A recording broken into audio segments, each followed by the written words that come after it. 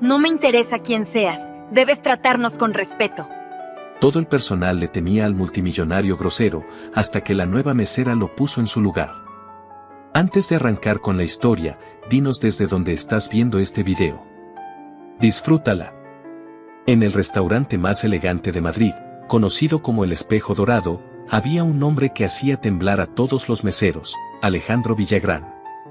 Multimillonario, dueño de una corporación internacional y, según la opinión de quienes lo atendían, un monstruo con traje de diseñador. Su carácter era tan famoso como su fortuna, y nadie quería tener la mala suerte de servirle. Los empleados inventaban excusas ridículas para no acercarse a su mesa, dolores de cabeza súbitos, supuestos accidentes en la cocina o incluso emergencias familiares. Todo para evitar enfrentarse a él. Durante años, el personal había aprendido las reglas de sobrevivir a sus visitas. Nunca hacer contacto visual. Nunca hablar a menos que él preguntara primero. Y sobre todo, jamás contradecirlo. Quien lo hiciera quedaba marcado. Cada martes, la escena se repetía como si fuera una función de teatro. Bajo las luces doradas de los enormes candelabros, mientras la élite madrileña disfrutaba de su cena, el verdadero espectáculo lo daba ese hombre sentado en su rincón favorito. Los demás clientes eran políticos, herederos de viejas fortunas, magnates de la tecnología, pero todos se volvían simples extras cuando Villagrán entraba al lugar. En la cocina, los empleados susurraban su nombre con respeto y miedo. Había historias de terror, un sommelier despedido por recomendarle un vino demasiado atrevido, un joven camarero que renunció después de derramar una sola gota de agua en su mesa, y la lista seguía. Cuando su Rolls Royce negro se detenía frente a la entrada, un silencio nervioso recorría el restaurante. Incluso Ramón, el anfitrión, un hombre que una vez había participado en los encierros de Pamplona sin pestañear, se ponía pálido al verlo entrar. Los meseros veteranos desaparecían hacia la bodega fingiendo tener pendientes, y los novatos rezaban por no ser elegidos. La decisión siempre recaía en el gerente de piso, el señor Herrera, quien designaba al afortunado de turno. Fue así como una noche de martes, la nueva mesera del lugar, Valeria Duarte, terminó seleccionada. Tenía apenas 2 semanas trabajando en el Espejo Dorado. Con solo 24 años, sus ojos azules transmitían determinación, aunque por dentro cargaba el peso de mantener a flote a su familia. Su madre estaba enferma y su hermana menor, Irene, estudiaba en la universidad. Para Valeria, ese empleo no era un lujo, era la única manera de sobrevivir. Ya había pasado días aprendiendo de memoria la interminable carta de vinos, la posición exacta de cada cubierto en la mesa y los gestos de los clientes más exigentes. Pero lo que nadie le había explicado era cómo lidiar con Villagrán. El segundo martes de su turno, uno de los meseros de confianza fingió estar enfermo. El señor Herrera miró alrededor con desesperación hasta encontrar a Valeria, quien limpiaba copas en la barra. «Duarte, te toca», le dijo con voz baja pero firme. «¿Qué me toca?», preguntó ella sin entender. «Mesa 7. Villagrán». El nombre no le decía nada. Ella solo sonrió con serenidad. «Muy bien, ¿alguna alergia o preferencia que deba saber?». Unos meseros cercanos soltaron una risa nerviosa, que se transformó en tos fingida cuando Herrera los fulminó con la mirada. «Solo sé perfecta», susurró el gerente. «No hables de más, no sugieras nada, y recuerda que tu nombre es mesera. Tu opinión no existe. Haz lo que te pida y vete». Valeria asintió sin miedo, pensando que exageraban. Había atendido clientes groseros antes, ¿qué tan terrible podía ser uno más? Se acomodó el chaleco negro, respiró hondo y tomó el menú de cuero. Al acercarse a la mesa 7, notó cómo el ambiente cambiaba. Conversaciones que minutos antes eran alegres se apagaron poco a poco. Sus compañeros lo observaban con disimulo, como aves inquietas. Alejandro ya estaba sentado, mirando la ciudad a través de los ventanales. Imponente, con su traje azul marino perfectamente ajustado, parecía un rey sin corona. Tenía una copa de whisky medio vacía a un lado. «Buenas noches, señor», dijo Valeria con voz segura. «Bienvenido a El Espejo Dorado, ¿le acerco el menú?». Él giró la cabeza lentamente. Sus ojos azules, helados y penetrantes, recorrieron a Valeria de arriba a abajo. No era una mirada lasciva, sino un examen frío, como quien evalúa un objeto. Guardó silencio. La tensión se alargó como un hilo a punto de romperse. Valeria mantuvo el contacto visual. Le habían enseñado que eso transmitía seguridad, y no estaba dispuesta a ceder. Finalmente, Villagrán gruñó y señaló la mesa. «Déjalo». Ella colocó el menú frente a él. «¿Desea otro whisky mientras decide?». Él tomó su copa, la movió con lentitud y bebió sin apartar la vista de ella. «¿Eres nueva?». «Sí, señor». «Segunda semana. ¿Ahora permiten que los principiantes atiendan esta mesa?», preguntó con desprecio. «¿Qué bajo ha caído este lugar?». Un calor subió por las mejillas de Valeria, pero se contuvo. Recordó las cuentas médicas y la matrícula universitaria de Irene. No podía fallar. «Conozco bien la carta, señor», respondió con calma. «Le aseguro que lo único que podría resbalar será la mantequilla de su pan, si la desea». El silencio fue absoluto. Al otro lado de la sala, Marcela, la mesera veterana, se cubrió la boca con la mano para no gritar. Los ojos de Villagrán brillaron con algo entre sorpresa e incomodidad. Tras unos segundos eternos, gruñó de nuevo, aunque esta vez sonó distinto, casi como un reconocimiento. «Filete. Término medio, pero más crudo que cocido. Si veo un punto rosado en el centro, lo devuelvo. La salsa aparte. Y tráeme un Petrus del 82. No consultó la carta. Sabía lo que pedía. Era un reto, un movimiento calculado para intimidar. «Excelente elección, señor», dijo Valeria, anotando sin titubear. «Lo preparo enseguida». Caminó hacia la cocina con pasos firmes, sin mostrar ni alivio ni miedo. Al pasar junto a la barra, Marcela la detuvo, con los ojos desorbitados. «¿Estás loca?». «¿Le contestaste?». «Nadie le contesta». «No le contesté», respondió Valeria, liberando su brazo. «Hice mi trabajo».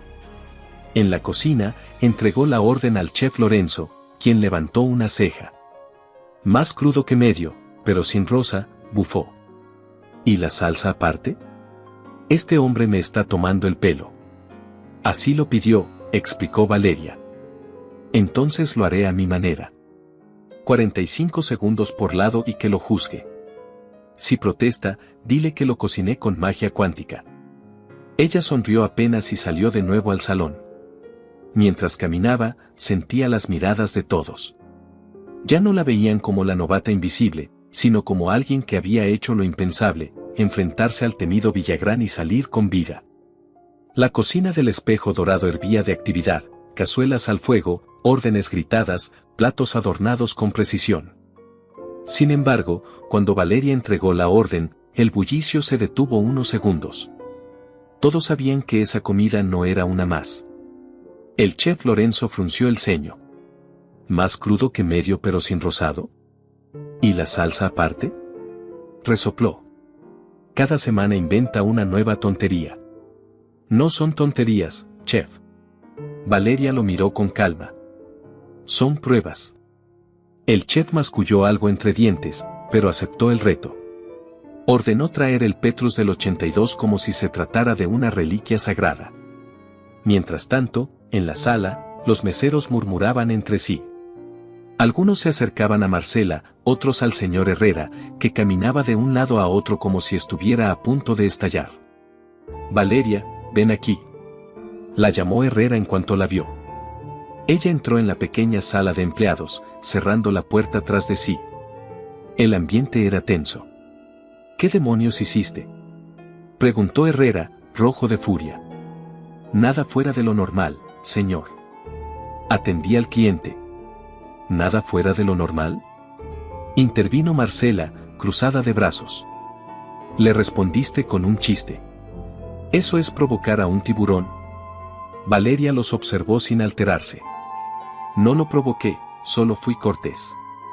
Él cuestionó mi capacidad, y yo respondí con respeto». «Ese hombre no conoce la palabra respeto». soltó Marcela. Y lo peor, añadió Herrera, dejándose caer en una banca, es que no se trata de un cliente cualquiera. ¿Sabes lo que puede hacer Villagrán? Valeria negó con la cabeza. Herrera suspiró, como si se preparara para revelar un secreto. Hace 2 años, un camarero llamado Tomás le sirvió una sopa. Villagrán dijo que estaba fría, aunque no lo estaba. El chico le aseguró que venía directo de la olla. Un error inocente, la voz de Herrera se quebró. Al día siguiente, el padre de Tomás, que trabajaba en una empresa proveedora, fue despedido. Casualmente, la compañía había perdido un contrato con la corporación Villagrán Global. ¿Coincidencia? Nadie lo cree. El silencio cayó como una losa. Es cruel, Valeria, dijo Marcela con voz grave. Tiene poder para arruinar vidas por un simple plato. Por primera vez, un escalofrío recorrió la espalda de la joven. ¿Y por qué es así?, preguntó casi en un susurro. Marcela bajó la voz. No siempre fue un monstruo. Hace años era distinto. Tenía esposa e hija. Un accidente se las arrebató de golpe, un conductor borracho se pasó un semáforo. Isabel y la niña, Camila, murieron en el acto. El culpable era rico y salió casi impune. Dicen que desde entonces Alejandro cambió. Salió del tribunal siendo otra persona, alguien roto y lleno de rabia. Valeria tragó saliva. Sintió el dolor ajeno como propio, recordando a su madre y a Irene. Pensar en perderlas le resultaba insoportable. Entonces viene aquí cada martes para desquitarse con nosotros, dijo con amargura. Para sentir que controla algo, corrigió Herrera. No pudo controlar lo más importante en su vida, así que controla los detalles más absurdos, la temperatura de la sopa, el corte de la carne, el ángulo del plato. Y nosotros lo soportamos porque sus cenas representan una parte enorme de nuestros ingresos. Valeria respiró hondo, consciente de que estaba caminando sobre un alambre invisible. Entre su dignidad y el miedo a que ese hombre pudiera arruinarla. Cuando el Petrus llegó a sus manos, lo llevó con cautela a la mesa 7. Lo presentó con voz neutral. Chateau Petrus, 1982, señor. Villagrán no observó, dio un gruñido de aprobación y esperó a que ella lo descorchara. Valeria lo hizo con destreza, sirvió una pequeña muestra y aguardó. Él probó el vino lentamente, como si juzgara más que el sabor. Finalmente habló. Aceptable. Valeria sirvió el resto con precisión y se dispuso a retirarse cuando lo escuchó llamarla. Mesera. Se detuvo en seco. Sí, señor. ¿Tu nombre? El corazón le golpeó el pecho. Las palabras del señor Herrera resonaban en su mente, tu nombre es Mesera. Si le das tu nombre, le das un arma. Cerró los ojos un instante, pensando en su madre, en Irene. No podía ser un fantasma. Giró despacio y lo miró de frente. Valeria, señor. Valeria Duarte. Los ojos azules de Villagrán parecieron perforarla. Tras un largo silencio, asintió con lentitud y volvió la vista a la ventana. Ella regresó a la barra con un nudo en la garganta. Sabía que había roto la regla más importante. Ahora solo quedaba esperar el golpe. Los días siguientes fueron una tortura de ansiedad. Cada llamada telefónica la hacía temblar, pensando que Herrera le diría que estaba despedida. Pero nada ocurrió. Hasta que llegó el siguiente martes. El ambiente en el espejo dorado era aún más tenso. Ramón, el anfitrión, se acercó a Herrera con rostro sombrío. Ya está aquí. Y pidió lo mismo de siempre, mesa 7. Pero esta vez solicitó a la misma mesera por nombre. Todos los empleados contuvieron la respiración. Villagrán no olvidaba. Había puesto sus ojos en Valeria. El gerente caminó hacia ella, con resignación en su expresión. Te quiere a ti. Prepárate. Haz tu trabajo y nada más. Con las manos sudorosas, Valeria alisó su delantal y se dirigió hacia la mesa. Era como caminar hacia el cadalso. Villagrán la esperaba sentado, con un vaso de agua frente a él, algo extraño en su rutina. La observó sin parpadear. Buenas noches, señor Villagrán, dijo ella, firme aunque nerviosa. Duarte, respondió él, como si probara su apellido en la lengua. Sin mirar el menú, comenzó a dictar. Entrante, vieiras selladas, 1 minuto exacto por cada lado. Quiero las espinacas al lado, pero que no toquen las vieiras. Que quede espacio en el plato. Valeria escribió todo con calma. ¿Y el plato fuerte, señor? Confit de pato. Pero no con la salsa de cerezas, es vulgar. Dile al chef que prepare una reducción de naranja y anís estrellado. Debe ser ácida, no dulce. Valeria apretó el lápiz con fuerza, sabiendo que estaba a punto de provocar una tormenta en la cocina. ¿Para beber? Agua de botella, sin abrir. 3 rodajas de limón. Ni 2 ni 4, 3. Y un vaso con hielo aparte. Yo lo mezclaré. Cada detalle era una trampa. Pero Valeria solo asintió. Entendido, señor. Lo preparo enseguida. Regresó a la cocina y entregó la orden. El chef Lorenzo casi explotó. ¿Quiere que invente una salsa en plena cena?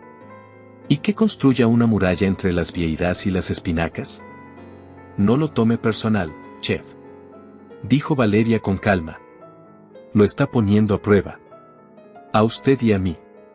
Hagámoslo perfecto. El chef bufó, pero finalmente aceptó el desafío. Cuando Valeria volvió con el agua, presentó la botella cerrada, el vaso con hielo y las 3 rodajas de limón perfectamente cortadas. Lo colocó todo frente a él con elegancia. Villagrán la observó como un halcón cazando, pero no encontró error alguno. Después llegaron las vieiras, doradas con exactitud, las espinacas al otro extremo del plato, un espacio vacío en el centro. Villagrán probó con lentitud, sin emitir sonido. El restaurante entero parecía contener el aire. Terminó el plato en silencio, sin queja ni elogio. El confit de pato fue el plato decisivo. La salsa de naranja y anís brillaba en una salsera de plata. Villagrán probó una gota. Cerró los ojos. El salón entero se quedó helado. Cuando los abrió, murmuró. Adecuado. En su boca, esa palabra era equivalente a un premio. Valeria apenas pudo disimular el alivio. Al final, pidió café. Negro. Fresco. Valeria lo llevó minutos después. La cuenta, ordenó. Ella tramitó el pago y le entregó el recibo. Él lo firmó rápido y se marchó sin mirar atrás. Solo entonces Valeria abrió el sobre. El corazón le dio un vuelco, la propina casi igualaba el costo de la cena. Más de lo que ganaba en 2 semanas. Y en el recibo había 2 palabras escritas a mano, por las molestias. Marcela corrió a ver el papel. Otros meseros también. Sus ojos se abrieron como platos. No puede ser, murmuró un joven camarero. Nunca hace eso. Valeria guardó el recibo en silencio. Había sobrevivido. Pero en su interior no sentía triunfo, sino una mezcla de desconcierto y curiosidad. Hagamos un juego para quienes leen los comentarios. Escribe la palabra patata en la sección de comentarios. Solo los que llegaron hasta aquí lo entenderán. Continuemos con la historia. La historia del enorme pago de Villagrán corrió como pólvora en el espejo dorado. Los meseros no hablaban de otra cosa. Para muchos era imposible de creer, el hombre que jamás mostraba gratitud había dejado una propina digna de un premio. Pero Valeria no lo veía como un triunfo. En su interior sentía que no había ganado nada, solo había sobrevivido a una batalla extraña. Era como si lo hubieran puesto a prueba en un juego que no comprendía, un juego que él mismo inventaba. Desde ese día, cada martes a las 7:30 en punto, el Rolls Royce negro de Alejandro se detenía frente al restaurante. Y siempre pedía la misma condición, que lo atendiera Valeria. Los demás empleados la miraban con respeto, casi con veneración. Ella se había convertido en una especie de escudo humano que absorbía la furia del millonario, liberando a los demás del tormento. Algunos incluso la llamaban en broma la domadora de dragones. Al principio, Valeria lo tomó con calma. El dinero extra le permitió pagar varios meses de medicinas para su madre y comprarle a Irene un portátil para la universidad. Por primera vez en mucho tiempo, sentía que avanzaba. Pero cada encuentro con Villagrán era una nueva guerra psicológica. Una semana exigió que le cambiaran el vaso de agua cada vez que estuviera medio vacío. La siguiente se quejó de que el aroma de las flores en el vestíbulo interfería con el buquet de su vino, obligando a Ramón a retirar un enorme jarrón lleno de lirios. En otra ocasión devolvió un cordero porque, según él, el ángulo en el que lo habían colocado en el plato era ofensivo. Valeria no se quebraba. Anotaba todo, transmitía las órdenes al chef Lorenzo, soportaba sus quejas y mantenía la calma. Poco a poco se volvió experta en descifrar sus indirectas. La luz agresiva significaba que quería que bajaran un poco la intensidad de los focos. El ambiente ruidoso significaba que alguien, incluso a varios metros, lo molestaba. Entre ellos se formó un extraño acuerdo silencioso. Él la ponía a prueba con caprichos absurdos y ella respondía con profesionalismo inquebrantable.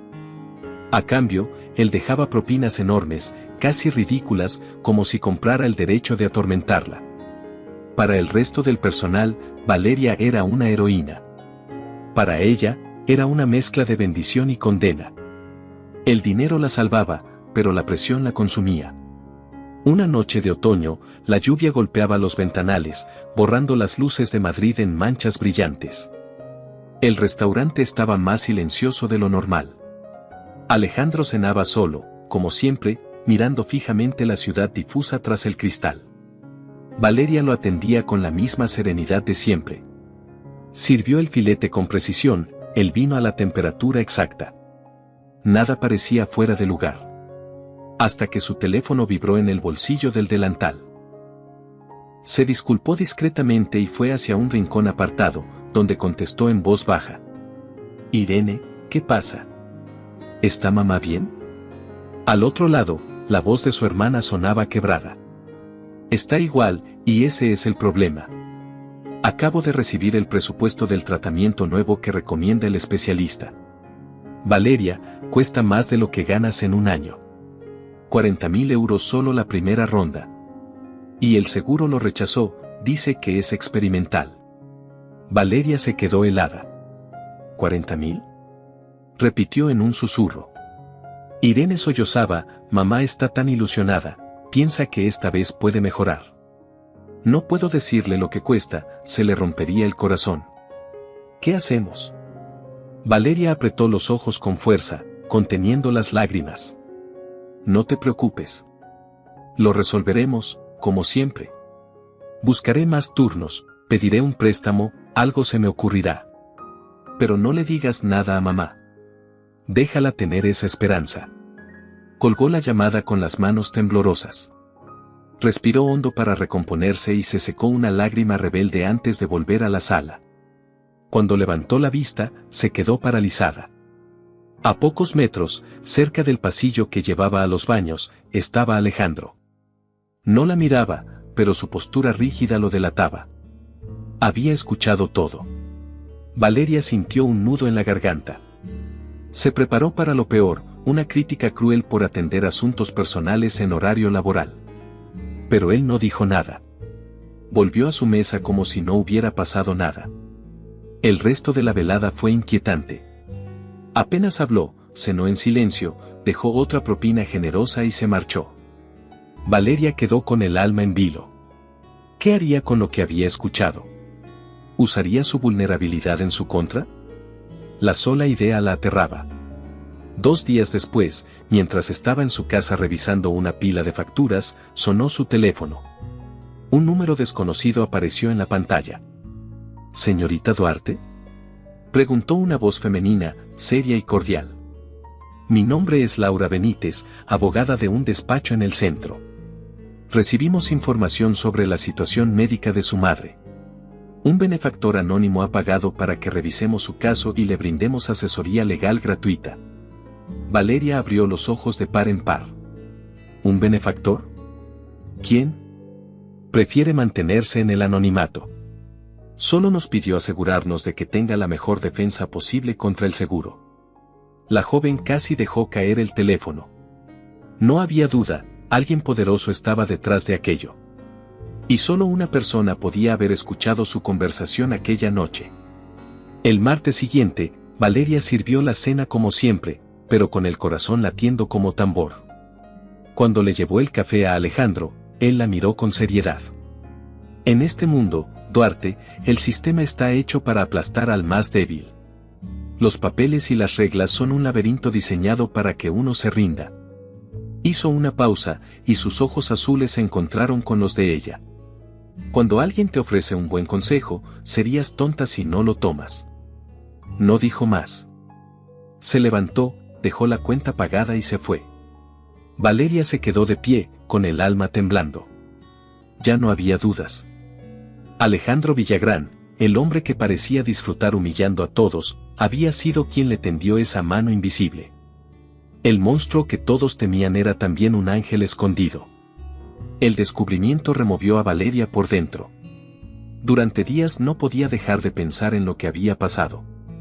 El hombre que todos describían como cruel y despiadado había movido influencias y dinero para darle a su madre una oportunidad de vida. No lo entendía.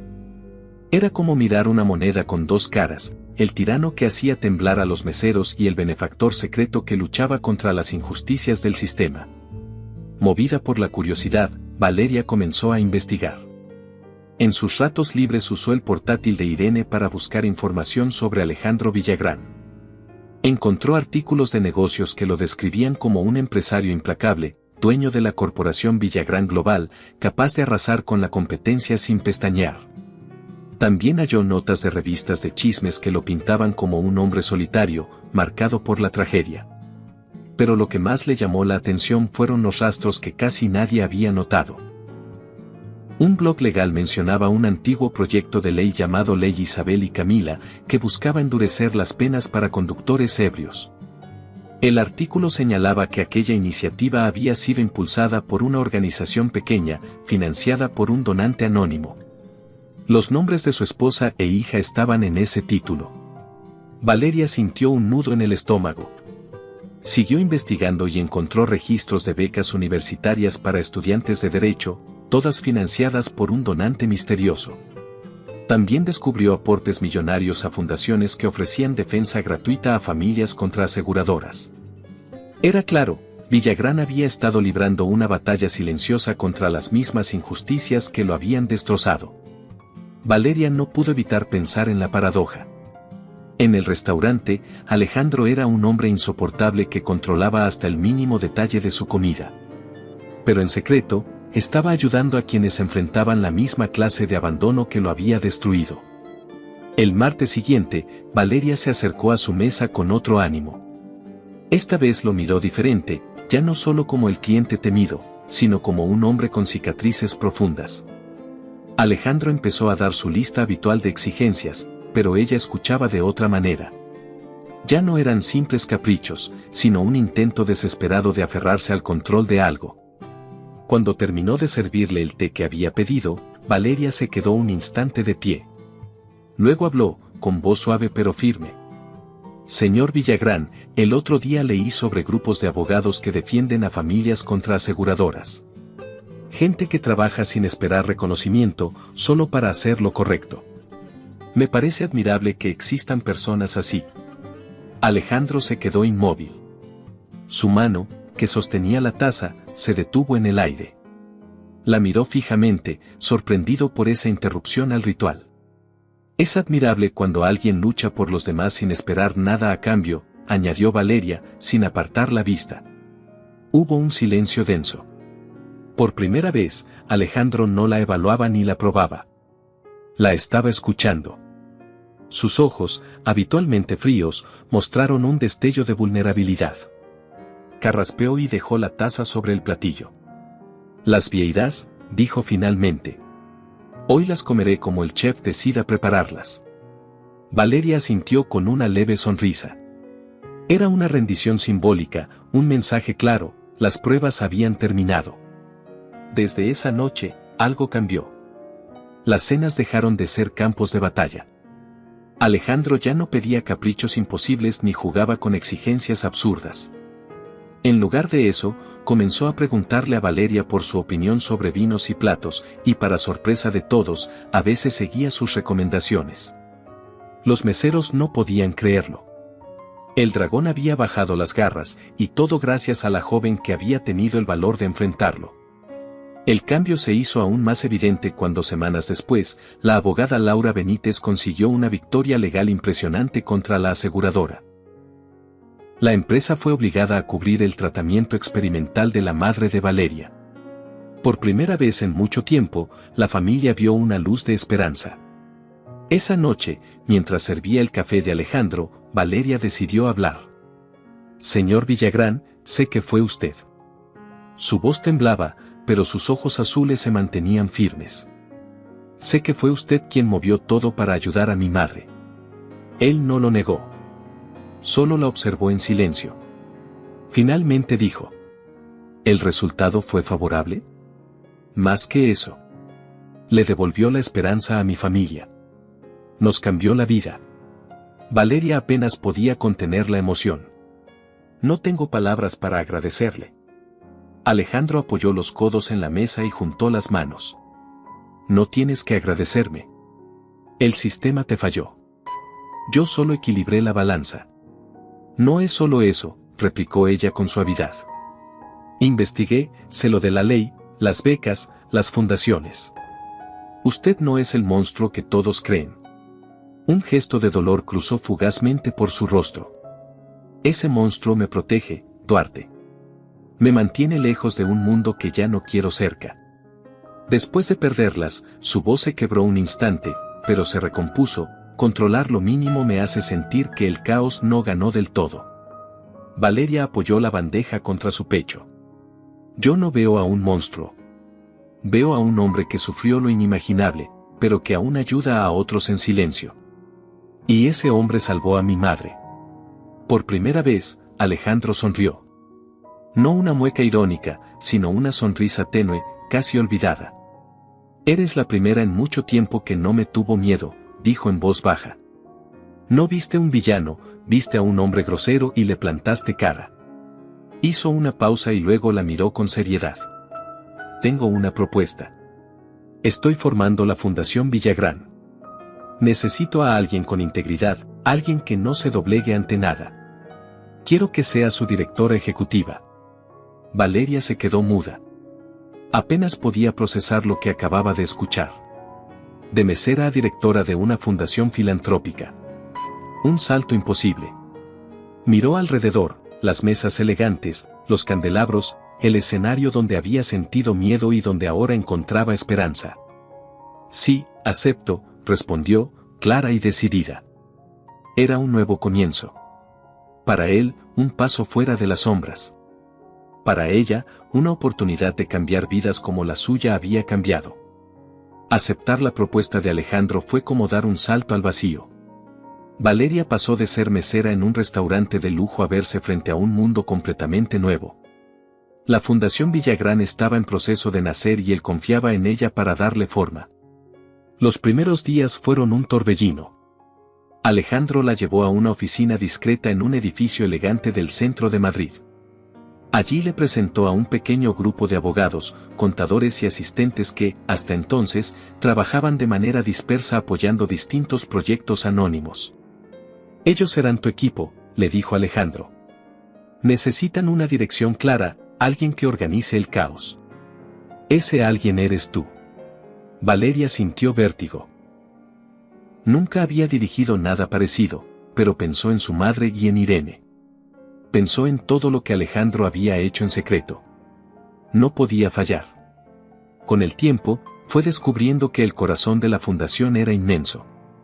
Había programas de becas para estudiantes de bajos recursos, financiamiento para clínicas comunitarias, ayudas legales para familias en pleitos contra aseguradoras. Todo con un mismo patrón, el dinero venía de una fuente anónima y ahora ella sabía quién estaba detrás. ¿Por qué esconderlo?, le preguntó una tarde, mientras revisaban papeles en la oficina. Alejandro, sentado en su sillón de cuero, miró hacia la ventana. Porque no lo hago para limpiar mi imagen. Lo hago porque sé lo que es perderlo todo mientras el sistema se ríe en tu cara. Valeria guardó silencio. Cada vez entendía más a ese hombre. Pero dirigir la fundación no era fácil. Había solicitudes que parecían imposibles, familias enteras suplicando ayuda, estudiantes brillantes sin dinero para estudiar, enfermos sin acceso a tratamientos. Valeria se desvelaba leyendo cada caso, sintiendo el peso de esas vidas en sus hombros. En una de esas noches largas, recibió un mensaje de Irene. Hermana, mamá está más animada que nunca. Dice que gracias a ti volvió a creer en el futuro. Valeria sonrió, con lágrimas en los ojos. La carga era pesada, pero la recompensa valía cada desvelo. Mientras tanto, en el espejo dorado, la relación con el personal también había cambiado. Villagrán seguía yendo cada martes, pero ahora su actitud era distinta. A veces incluso saludaba con un leve gesto de cabeza a Ramón, el anfitrión, o hacía comentarios cordiales al chef Lorenzo. Los empleados no daban crédito. Marcela, la mesera veterana, se lo dijo directamente a Valeria. Nunca pensé que lo diría, pero ese hombre ya no parece el mismo. Creo que lo domesticaron. Valeria sonrió con discreción. Sabía que no lo habían domesticado, simplemente alguien había logrado atravesar la coraza. Un martes en particular, Alejandro pidió algo diferente. Después de cenar, en lugar de marcharse de inmediato, se quedó sentado, pensativo. Cuando Valeria se acercó para retirar los platos, él habló con voz más suave de lo normal. Duarte, dime, ¿crees que la gente cambia de verdad? Ella lo miró sorprendida. Creo que sí, señor. Todos tenemos la capacidad de cambiar, si encontramos una razón. Alejandro guardó silencio unos segundos y luego asintió. Tal vez tengas razón. Ese mismo día, al salir del restaurante, no se fue directo a su coche. Caminó bajo la lluvia, sin paraguas, como si necesitara sentir el mundo de nuevo. Con el paso de los meses, la fundación comenzó a tener resultados tangibles. Una familia ganó un caso contra una aseguradora que se negaba a cubrir la cirugía de su hijo. Un grupo de jóvenes logró entrar a la universidad gracias a las becas. Una clínica en las afueras de Madrid recibió financiamiento para atender a decenas de pacientes. Valeria veía en cada logro una prueba de que estaban haciendo lo correcto. Y en cada paso, Alejandro estaba ahí, aunque nunca se mostrara públicamente. Usted podría aparecer como el rostro de todo esto, le insistió ella una tarde. La gente necesita saber quién está detrás. Él negó con la cabeza. No. El rostro es el tuyo. El mío ya está demasiado marcado por la rabia y el miedo. Tú representas lo que esto debe ser, esperanza. Valeria se quedó callada. Nunca imaginó que alguien como él pudiera confiarle tanto. En lo personal, Alejandro seguía siendo un enigma. No hablaba de su pasado a menos que fuera inevitable, pero de vez en cuando dejaba escapar frases que revelaban su dolor. Una noche, mientras tomaba café en el restaurante, comentó en voz baja. Camila habría tenido tu edad ahora. Valeria no supo qué decir. Solo se quedó junto a él, en silencio, y por primera vez sintió que no necesitaba palabras para acompañarlo. La vida de Valeria dio un giro completo. Ya no era solo la mesera que enfrentó al cliente más temido, ahora era la directora de una fundación que cambiaba destinos. Pero en su interior aún quedaban preguntas. ¿Hasta dónde llegaría la transformación de Alejandro? ¿Podría algún día dejar atrás el dolor que lo consumía? Lo que sí sabía era que, gracias a él, su madre tenía una oportunidad, su hermana un futuro y ella misma un propósito que jamás había imaginado. Hagamos otra broma para quienes solo revisan la caja de comentarios. Escriban la palabra paleta. Los que llegaron hasta aquí entenderán el chiste. Continuemos con la historia. El paso del tiempo hizo que la rutina de los martes en el espejo dorado se transformara en algo completamente distinto. Lo que antes era un espectáculo de miedo, ahora era casi un ritual de calma. Alejandro llegaba puntual, saludaba con un leve movimiento de cabeza y se sentaba en su mesa de siempre. Valeria lo atendía sin tensión, y aunque él mantenía su semblante serio, ya no lanzaba órdenes imposibles. A veces incluso pedía la recomendación del chef o aceptaba el consejo de Valeria sobre algún vino. Era como si poco a poco soltara el control, como si al confiar en ella pudiera bajar la guardia. El personal del restaurante lo notaba. Ramón, el anfitrión, lo comentó una noche. Es increíble, ahora entra y ya no siento que me falte el aire. Parece otro hombre. Marcela, con su tono directo, agregó. Todo gracias a ti, Valeria. Si no fuera porque lo vi con mis propios ojos, juraría que es otro cliente. La joven sonrió con humildad, pero en el fondo sabía que había algo más profundo. Alejandro no había cambiado por capricho, sino porque alguien había visto más allá de la máscara. Mientras tanto, la Fundación Villagrán seguía creciendo. Cada caso ganado, cada beca otorgada, cada familia apoyada, reforzaba el propósito del proyecto. Los empleados trabajaban con pasión, inspirados por la firmeza de Valeria y, aunque no lo supieran, por el corazón oculto de Alejandro. Un día, mientras revisaban informes en la oficina, Valeria se atrevió a preguntar lo que llevaba tiempo guardando. «Señor Villagrán, ¿nunca pensó en rehacer su vida?» Él la miró sorprendido. ¿Rehacerla? Sí. Casarse de nuevo, formar otra familia, abrirse a algo distinto. Alejandro bajó la mirada. Sus manos, fuertes y seguras en los negocios, temblaron apenas sobre el escritorio. Después de perderlas, no volví a permitirme sentir nada. El dolor me hizo levantar muros tan altos que ya no sé cómo bajarlos. Valeria lo escuchó en silencio. No intentó dar un discurso de consuelo, solo lo dejó hablar. Pero, añadió él, con voz más baja, desde que empezaste a trabajar conmigo, esos muros no parecen tan firmes. Las palabras la sorprendieron, pero no dijo nada. Solo asintió con respeto. Ese mismo mes, la fundación celebró su primer gran logro público. Una familia ganó una demanda histórica contra una aseguradora que se negaba a cubrir un tratamiento vital. Los medios hablaron del caso, mencionando a la Fundación Villagrán y a su joven directora. Por primera vez, Alejandro asistió en persona a una reunión fuera de la oficina de la fundación. No habló con periodistas ni buscó cámaras, solo se sentó en un rincón y observó cómo Valeria dirigía la conferencia de prensa. Al terminar, cuando los reporteros se marcharon, se acercó a ella. «Lo hiciste bien», dijo con seriedad. «Gracias, señor. Pero esto es suyo, yo solo lo represento». «No», replicó él. «Esto es tuyo. Yo solo puse los recursos». Esas palabras se quedaron grabadas en ella. Pero no todo era tranquilidad. Valeria descubrió pronto que no todos veían con buenos ojos a la fundación.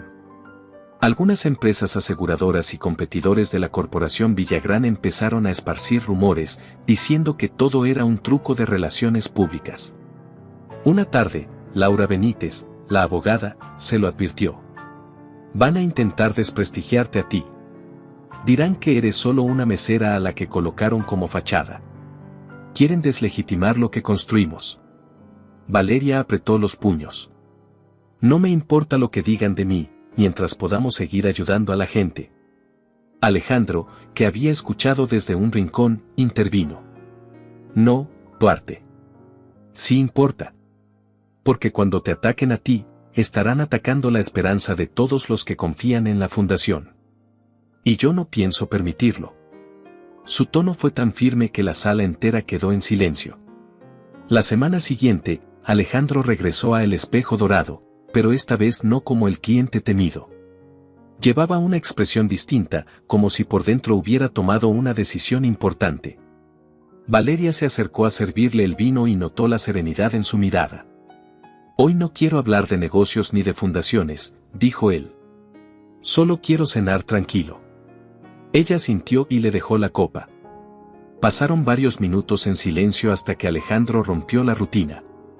«Duarte, ¿alguna vez has pensado en dejar este lugar?» Valeria lo miró desconcertada.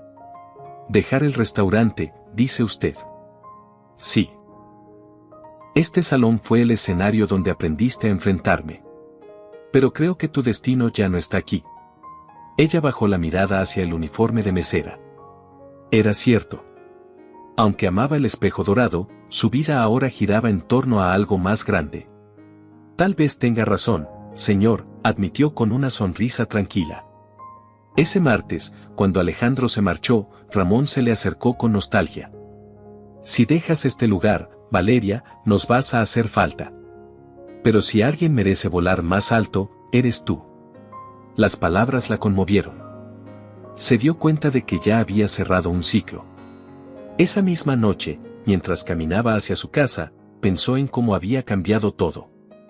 Pasó de temer perder el trabajo por una palabra mal dicha a dirigir una fundación capaz de transformar vidas. Y lo más increíble, había logrado que el hombre más temido de Madrid mostrara su lado humano. Pero lo que no sabía era que lo más importante aún estaba por suceder. Los martes en el Espejo Dorado ya no eran los mismos. El miedo que antes recorría al personal se había transformado en una calma respetuosa. Todos sabían que Alejandro Villagrán seguía siendo un hombre exigente, pero ya no era el monstruo que aterrorizaba con cada palabra. Valeria había logrado lo impensable, derribar la coraza de un millonario marcado por el dolor y mostrar al ser humano que había detrás. La fundación crecía con fuerza. Cada semana llegaban nuevos casos, nuevas personas que encontraban en ellos una luz al final del túnel.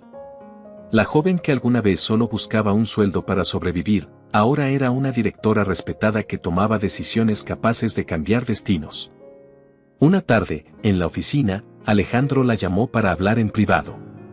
Duarte, quiero que sepas algo, dijo con voz seria. Nunca pensé que volvería a confiar en nadie. Pero tú me demostraste que todavía hay razones para creer. Valeria lo miró sorprendida. No hice nada especial, señor. Solo traté de hacer lo correcto. Eso es lo especial, respondió él, dejando ver una leve sonrisa. Cuando todos se escondían, tú te quedaste firme. Cuando todos me veían como un monstruo, tú me viste como un hombre. Valeria bajó la mirada, conmovida. Tal vez fue porque yo también sé lo que es luchar por sobrevivir. Y porque entendí que, detrás de su dureza, había una herida. Alejandro respiró hondo. Esa herida nunca desaparecerá. Pero gracias a ti aprendí que no tiene por qué definirme para siempre. Los meses siguientes estuvieron llenos de nuevos logros. La fundación abrió una sede en Barcelona, becó a más estudiantes y ganó más casos contra aseguradoras que antes parecían intocables. Valeria se convirtió en una figura reconocida en el ámbito social, y aunque siempre decía que todo era un esfuerzo de equipo, todos sabían que su liderazgo era la clave. Una noche, tras una reunión larga, Alejandro pidió que la acompañara de regreso al restaurante. No porque quisiera cenar, sino porque sentía que debían despedirse de ese lugar como parte de su historia. El salón estaba casi vacío. Se sentaron en la mesa 7, la misma donde todo había comenzado. Ramón, al verlos, sonrió con complicidad. Nunca olvidaré cómo empezó todo aquí, dijo Valeria, observando los candelabros brillantes. Yo temblaba por dentro, pero no quise bajar la mirada. Alejandro soltó una leve risa. Y yo estaba listo para destruirte con una sola palabra. Pero fuiste tú la que me destruiste a mí, en el buen sentido. No lo hice sola, señor. Usted también eligió cambiar. Él la miró con un brillo distinto en los ojos. Quizás. Pero si no hubieras estado ahí esa noche, seguirías siendo el mismo hombre frío y vacío. Se quedaron en silencio, compartiendo una complicidad que ya no necesitaba palabras. Días después, Alejandro anunció oficialmente la creación de la Fundación Villagrán, esta vez sin esconderse. En la presentación pública, frente a periodistas y familias beneficiadas, dio un discurso breve pero contundente. Durante años me escondí detrás de un muro de rabia, confesó. Pero aprendí que el verdadero poder no está en controlar todo, sino en ayudar a quienes lo necesitan. Esta fundación es el reflejo de lo que se puede lograr cuando alguien tiene el valor de decir no incluso al hombre más temido. Todos voltearon a ver a Valeria, que estaba entre el público. Ella sonrió con humildad, sabiendo que esas palabras eran para ella. La historia de la mesera que enfrentó al multimillonario se convirtió en leyenda dentro del restaurante. Pero más allá de las paredes del Espejo Dorado, esa historia se transformó en un ejemplo de cómo la empatía y el valor pueden cambiar vidas. Valeria encontró un propósito y un camino que jamás imaginó. Alejandro, en cambio, descubrió que aún quedaba en él un resquicio de humanidad capaz de sanar, aunque fuera lentamente. Ya no eran la mesera y el cliente temido. Ahora eran dos sobrevivientes que, al encontrarse, lograron rescatarse mutuamente. ¿Qué te pareció esta historia? Déjanos tu opinión en los comentarios, cuéntanos qué parte fue tu favorita y califica esta historia del 0 al 10. No olvides darle me gusta al video, suscribirte al canal y activar la campanita para que no te pierdas nuestras próximas historias. Y si te quedaste con ganas de más, aquí en pantalla puedes hacer clic para ver otra historia emocionante que te va a encantar. Nos vemos en el próximo video. Musta tuntuu, että yhdessä vaiheessa mä olin ihan silleen, joo mä haluan treffeille, mä haluan koko ajan niin tehdä jotain tälleen. En mä tiedä, nyt mulla on jotenkin, että mä oon Tinderissä ja Hinsissä niin tyyliin poistellut, tiettekö sitä vaan mun matcheja. Kenenkaan mä oon vaikka edes jutellut siellä, niin mä oon vaan poistellut niitä, kun mä oon vaan silleen, että en mä tiedä, mulla on nyt joku. Onks mä nyt niinku done? En varmaan, tai sit mä haluan vaan jonkun breikin. En juhli synttäreitä vielä. Mut joo, niin en mä tiedä. Mä kyllä no vittu kun en nyt taas, mitä teille uskaltaa tässä sanoa.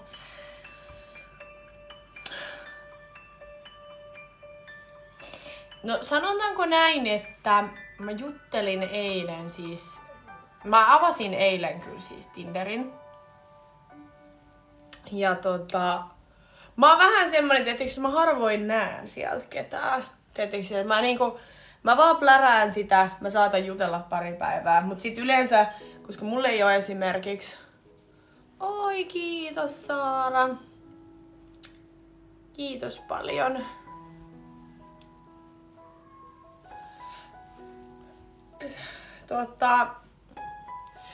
Emman puhelin löytyi, kyllä.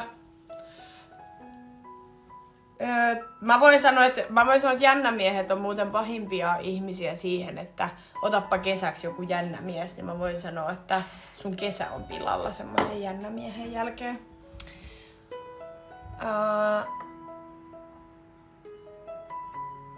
Niin, se on varmaan toi just, että kun on ollut useamman päivän niinku mies tossa, niin sit mä oon vaan sellainen pois.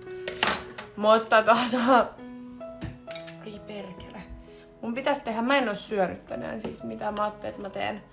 Voiks mä, jos mä venin ton kofeiini energiajutun, niin voiks mä juoda vielä niinku jääkahvin? Siis kelatko, että Emma oli käynyt ostaa uuden puhelimen. Silloin. Ennen kuin se tuli mun synttäreille, niin se oli käynyt ostaa uuden puhelimen. Ja silloin oli eilen, niin oliko joku soittanut sen faijalle vai oliko joku vastannut, kun ne oli soittanut siihen. Kun Emmahan on siis seurannut, se puhelin on vähän mennyt ympäri stadiin. Ja se oli sit soittanut, tai joku oli soittanut siihen, niin sieltä oli siis joku pulsu vastannut. Ja sitten ollut silleen, että hän oli löytänyt sen kuulemma jostain Spora-pysäkiltä. Ja sit se oli sanonut, että jos hän palauttaa sen puhelimen, että saaks hän 40 € siitä. Niin se oli sitten, vissiin ne oli käynyt sit hakee sen.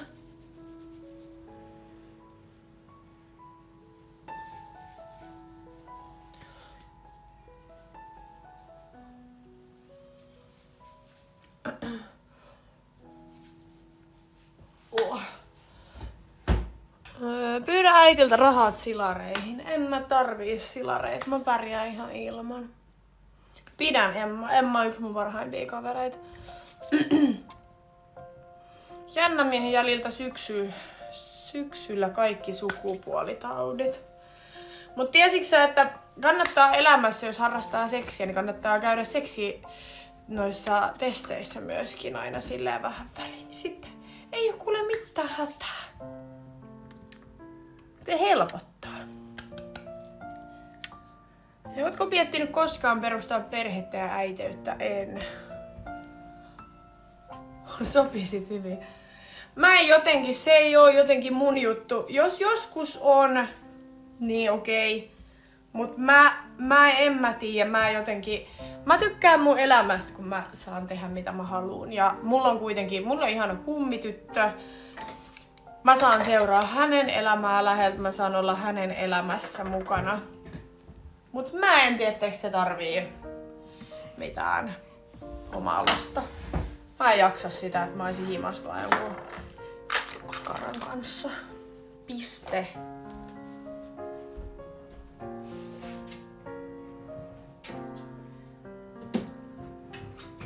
Ei kiitos. Sanotaanko näin, että voin sanoa, että kaikki muut voi hoitaa sen puolen.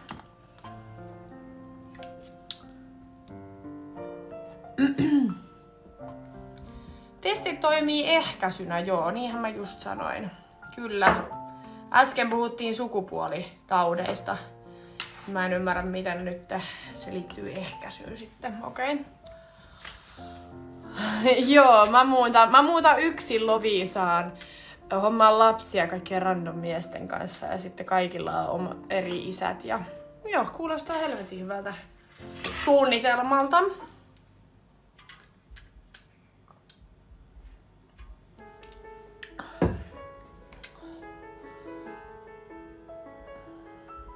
Eikö se olisi kiva kuitenkin jatkaa? Mä voin sanoa, että mulla on ihan vittu yksi hailee oikeesti.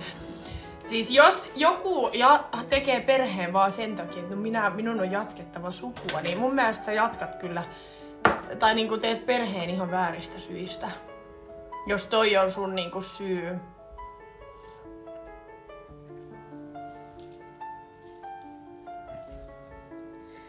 Joo, ja siis mä voin sanoa, että mulla on niinku...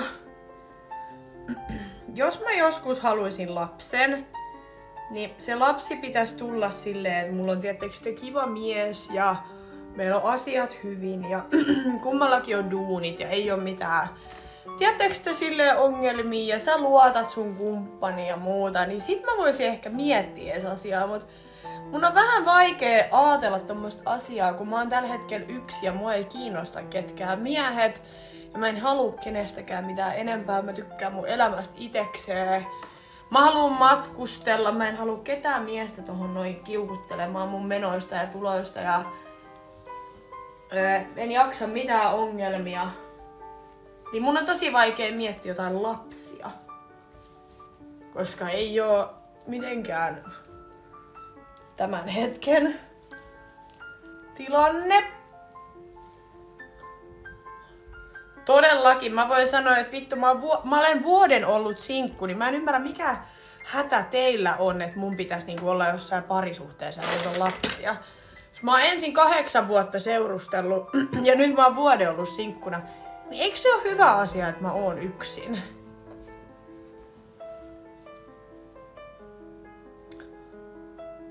En usko, että pystyisin olla naisenkaan. En ole koskaan ollut, en osaa sanoa, mutta en usko.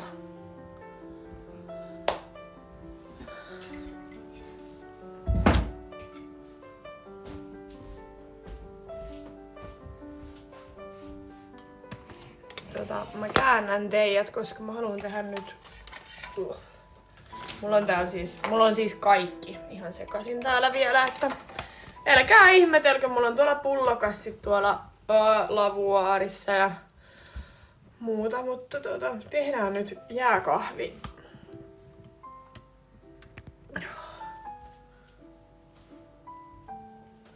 Mä veikkaan, että sä oot se pahempi kiukuttelija. Mua ei oikeesti...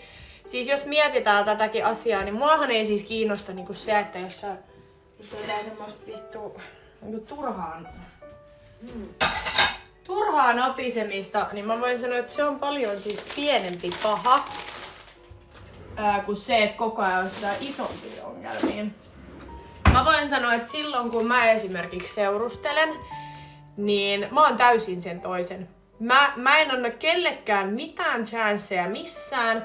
Mä oon somessa hyvin avoimesti, että mä seurustelen se ei jää niinku kellekään epäselväksi, että mulla on kumppani. Ja mä koen tällä hetkellä, että mä en tällä hetkellä olisi valmis tohon.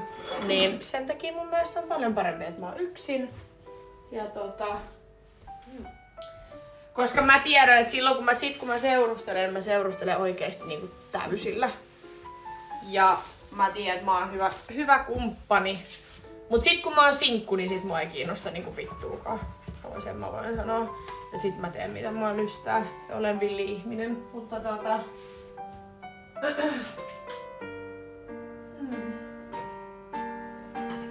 tommonen.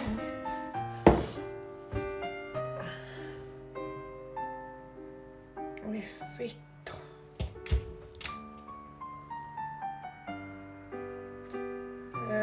Kuka puhuu esittelemisestä? Nyt te otatte taas niin mun sanoja, haluatte vääntää ihan täysin eri lailla. Mä tarkoitan sitä, että mä teen somea. Mä teen tosi paljon somejuttuja, niinku päivitän storeja ja muita, niin mä tarkoitan sillä sitä, että mä en esitä somessa, että mä olisin sinkku. Et se ei oo mitään semmoista, että mun on pakko nyt esitellä tätä. Ei, vaan ihmiset kyllä näkee sen, koska mä teen asioita, niin mä en pidä mun kumppania mitenkään salassa. Tai mitään tollasta. Sitä mä tarkoitan nyt tällä.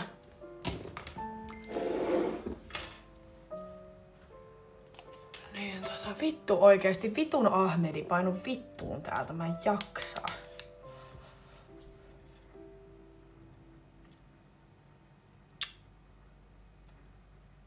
En jaksa. Kun mä en saa niinku tällä vitun paskalla edes toimimaan mun otsikkoa vaihdettua.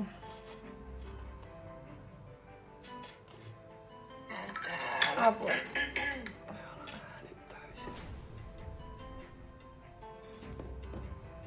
Mä en näe tällä mun toisella puhelimella mitään kommentteja.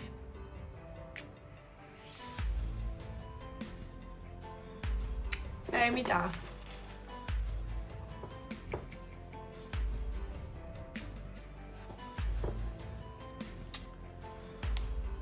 Okei, toi on vitun myöhäis kyllä.